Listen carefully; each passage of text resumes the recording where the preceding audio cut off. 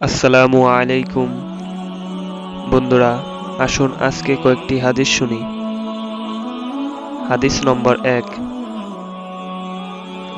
রাসূল সাল্লাল্লাহু আলাইহি ওয়াসাল্লাম বলেছেন, আমার কথা অন্যদের কাছে পৌঁছে দাও, তা যদি একটি আয়াত হয়।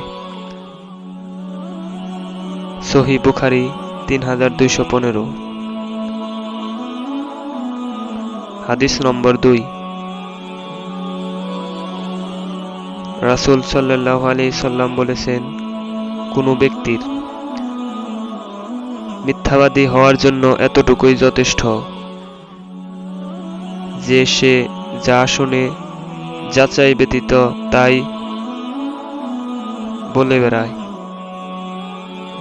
সহিহ মুসলিম মুকদ্দমা অনুচ্ছেদ ৩। হাদিস নম্বর ৩।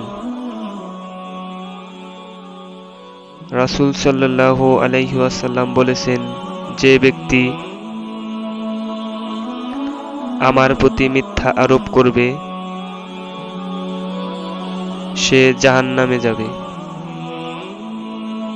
সহিহ বুখারী ১০৭, ১০৯, ১১০, ১১১।